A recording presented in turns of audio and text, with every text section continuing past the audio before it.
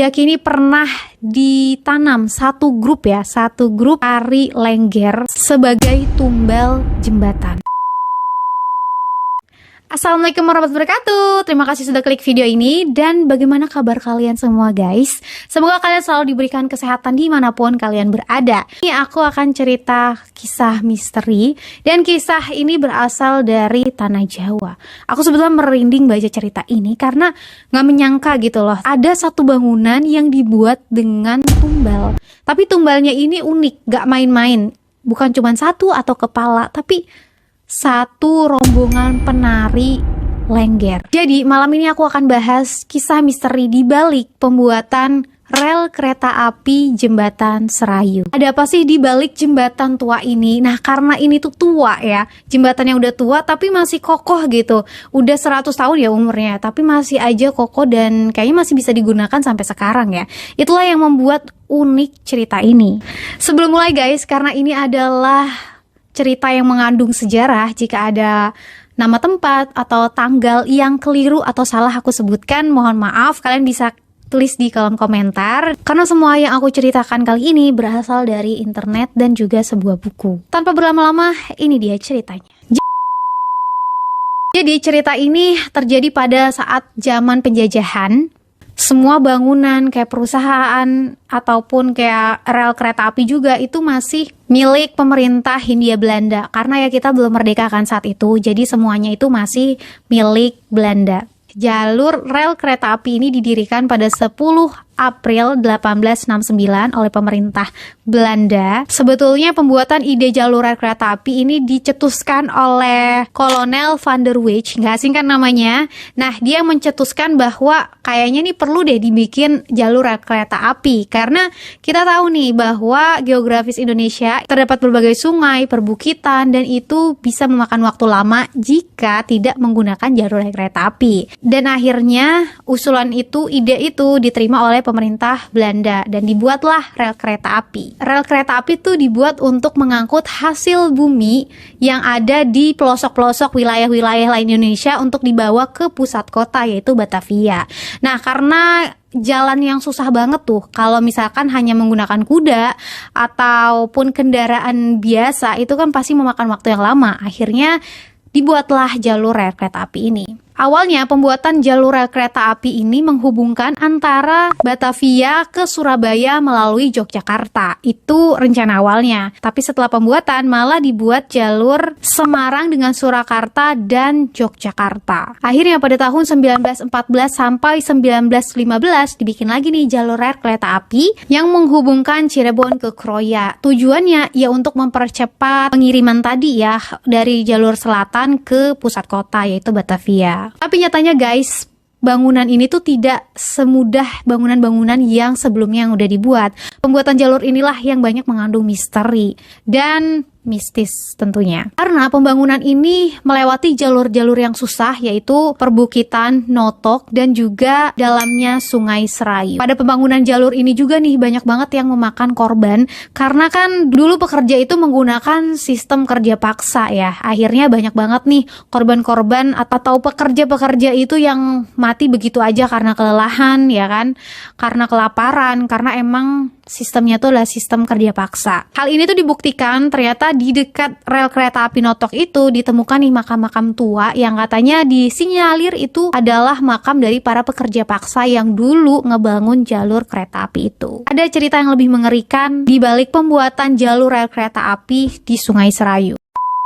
Jadi warga sekitar itu emang udah percaya banget kalau di salah satu pilar Sungai Serayu itu diyakini pernah ditanam satu grup tari Lengger. Kalau kalian nggak tahu, tari Lengger itu adalah tari khas dari Banyumas sebagai tumbal jembatan. Saat pembuatan jalur rel kereta api ini udahlah dipersulit dengan geografis, ternyata untuk membuat jalur melintasi sungai itu ternyata nggak mudah. Para pekerja ini banyak banget mengalami kondisi atau kendala-kendala dalam membangun rel kereta api di atas sungai itu. Seperti salah satu struktur bangunannya itu selalu ambles tergerus oleh derasnya aliran sungai Serayu. Jadi udah ambles nih dasarnya, dibikin lagi, dan itu terus saja berulang. Dan pada waktu itu pemerintah Belanda itu sangat-sangat ketat guys, jadi nggak boleh telat sedikit pun. Misalkan jatuh tempo itu tanggal 13, maksimal itu tanggal 13, kalau bisa lebih cepat pengerjaannya.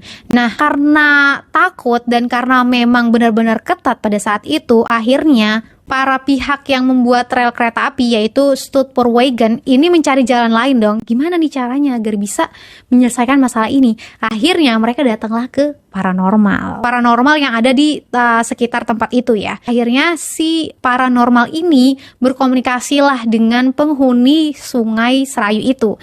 Dan hasil komunikasinya katanya bahwa penghuni Sungai Serayu itu yang bernama Dewi Ayu Wuri Agung. Nah, Dewi Wuri Ayu Agung ini digambarkan sosoknya adalah siluman ular berkepala manusia dan berwajah perempuan. Hasil dari komunikasi paranormal itu dengan penguasa sungai itu adalah penguasa sungai itu meminta tumbal.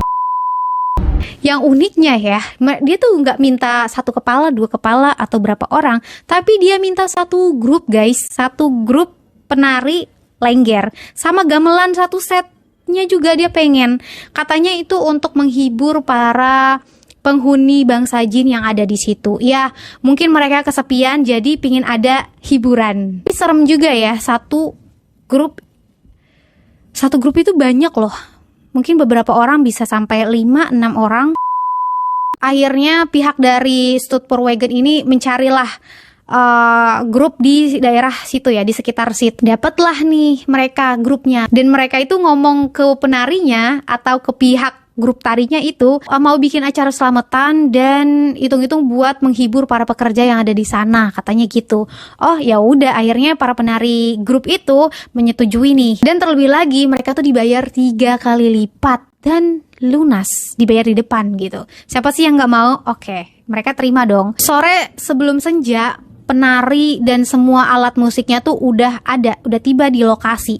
Tapi mereka heran saat tiba di lokasi, karena lokasi pentasnya itu adalah di dasar pondasi. Jadi mereka tuh menari itu di bawah pondasi di tengah sungai. Lagi-lagi nih, pihak pembangunnya ini katanya itu emang sebagai syaratnya untuk selamatan, katanya gitu.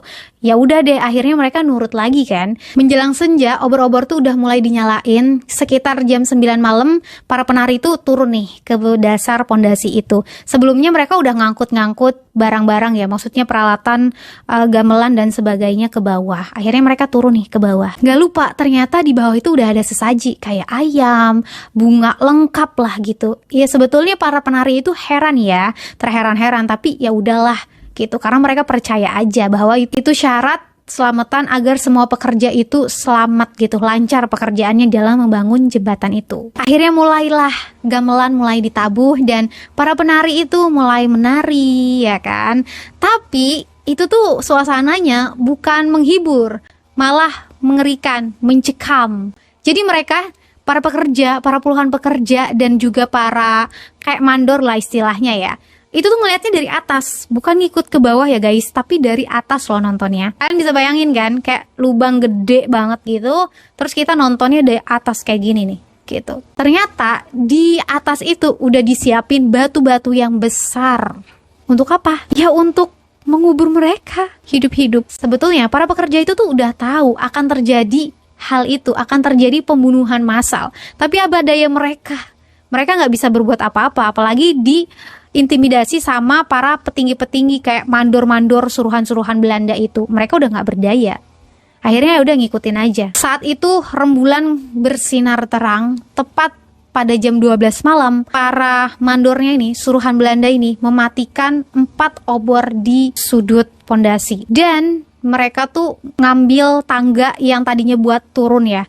Sambil menari, sambil gamelan, itu tuh pada bingung nih, para grup itu tuh pada bingung, kenapa gitu kan, ada apa. Nah, sebelum mereka kayak terjawab kebingungannya, ada salah satu mandornya ini kayak teriak, kayak kasih komando gitu kepada seluruh pekerja untuk melemparkan batu ke dalam lubang. Akhirnya puluhan batu itu dilempar ke dalam lubang pondasi itu. Puluhan batu sungai berukuran besar itu dilempar aja ke dalam pondasi, serta bahan-bahan lain untuk kayak material-material lain untuk bikin pondasi gitu, mereka nggak peduli lagi ada orang di dalamnya. Akhirnya para satu grup itu dikubur hidup-hidup. Hingga hari ini, terutama malam Rabu Wage, katanya selalu terdengar bunyi gamelan dari jembatan rel kereta api itu. Nah, yang uniknya, faktanya, bangunan ini ternyata tidak menggunakan ground seal. Jadi ground seal itu berfungsi untuk menahan kecepatan air. Tapi kenapa nih? Karena kan kita udah tahu ya, di awal pembuatannya tuh susah banget karena derasnya arus Sungai Serayu itu. Tapi pada pembuatannya